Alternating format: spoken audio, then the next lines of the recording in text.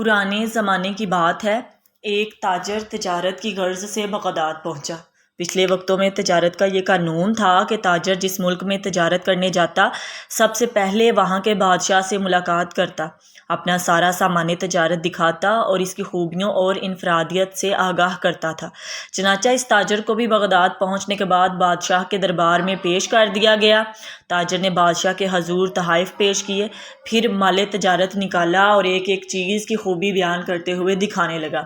حضور، یہ پانی سے چلنے والی گڑی ہے جو میں نے یونان سے خریدی ہے، یہ قالین ہے جو میں نے ایران سے خریدا ہے اور یہ خالص ریشم کے تار سے بنا ہے، یہ قلم ملاحظہ فرمائیے جو میں نے جاپان سے بہت مہنگے داموں خریدا ہے۔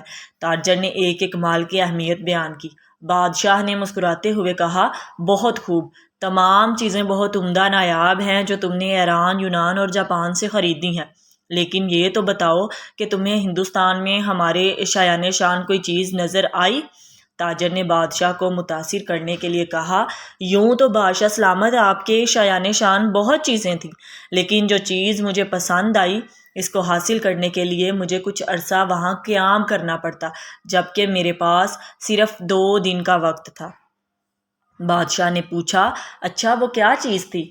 تاجر بولا، جناب وہ ایک موتی ہے اور اس کی خاص بات یہ ہے کہ وہ دوسروں کو بانٹنے سے بڑھتا ہے، اس کو کوئی چرا بھی نہیں سکتا اور اس موتی سے بہت سارے زیور بھی بنا کر پہنے جا سکتے ہیں۔ بادشاہ بہت متاثر ہوا اور کہنے لگا، میں اسے حاصل کرنا چاہتا ہوں۔ اس نے فوراً اپنے ایک خاص وزیر کو مع سامان و سواری اس ہدایت کے ساتھ رخصت کیا کہ اب وہ موتی لے کر ہی لوٹے۔ وزیر اپنے مقصد کے لیے نکل پڑا۔ جنگلوں، سمندروں، پہاڑوں اور صحراؤں، غرض یہ کہ ہر جگہ کی خاک چھان ماری، وادی وادی گھما، ہر شخص سے اس نادر و نایاب موتی کا پوچھا، مگر سب نے یہی کہا کہ ایسا کوئی موتی نہیں ہے جو چوری نہ ہو سکے اور اس سے بہت سارے زیور بن جائے۔ لوگ اس کی بات سن کر ہنستے اور کہتے، مسافر پاگل ہو گیا ہے۔ یوں ہی مہینوں بیت گئے، نا امیدی کے سائے گہرے ہونے لگے، لیکن بادشاہ کے سامنے ناکام لوٹنے کی خوف اس کو چین نہیں لینے دے رہا تھا۔ وزیر نے ہر ممکن کوشش کر لی کہ ایسا موتی مل جائے، لیکن یہ نہ ملا، سو اس نے واپسی کا ارادہ کر لیا۔ وزیر اپنی ناکامی پر زاروں قطار روتا ہوا جنگل سے گزر رہا تھا۔ رات کافی ہو چکی تھی اور وزیر بہت تھک بھی گیا تھا۔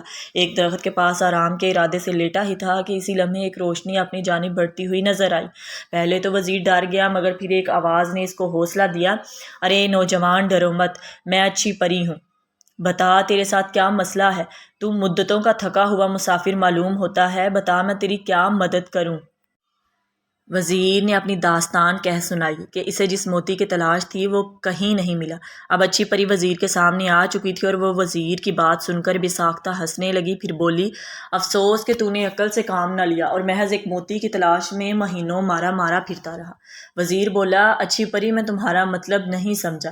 وہ بولی، بھلے آدمی، وہ موتی دراصل علم کا موتی ہے، لیکن تو اس کی ظاہری شکل کو تلاش کرتا رہا۔ علم تو ایک ایسی شے ہے جسے ہزاروں نام دیے جا سکتے ہیں، کہیں اسے پھلدار درخت کہتے ہیں تو کبھی سورج کہتے ہیں اور اسے سمندر بھی کہا جاتا ہے، لیکن اسے کوئی چرا نہیں سکتا۔ لیکن اس سے زیور بنانے والی صفت؟ وزیر نے حیرت سے پوچھا۔ پری نے مسکراتے ہوئے کہا، علم کی بہت ساری صفات ہیں، تم اس موتی کی صورت کو کیوں تلاش کرتے ہو؟ یاد رکھو، ہر شے کی تاثیر کا تعلق اس کے نام سے نہیں بلکہ اس کے اندرونی خوبیوں سے ہوتا ہے۔ اس طرح علم بھی ایک نایاب موتی ہے کہ جسے یہ حاصل ہو جائے وہ اس سے ایسے ہی سج جاتا ہے جیسے انسان زیور پہن کر سجتا ہے، اور اسے کوئی چرا نہیں سکتا، بلکہ یہ تو بانٹنے سے بڑھتا ہے، گھٹتا نہیں ہے۔ وزیر بڑے غور سے پری کی بات سن رہا تھا اور بالآخر اس بات کا قائل ہو گیا کہ واقعی علم ایک ایسا موتی ہے جس کے پاس ہو وہ دراصل دنیا کے سب سے قیمتی زیور کا مالک بن جاتا ہے۔ وزیر نے پری کا شکریہ ادا کیا، جس کے بعد اچھی پری وہاں سے غائب ہو گئی۔ اب وزیر بہت خوش تھا اور اپنی کامیابی کے گیت گاتا ہوا اپنے ملک روانہ ہو گیا۔ وہاں پہنچ کر اس نے بادشاہ کو علم کے موتی کے بارے میں بتایا اور سمجھایا تو بادشاہ بھی پری کی بات کا قائل ہو گیا کہ صرف علم ہی وہ موتی ہے جسے کوئی چرا نہیں سکتا۔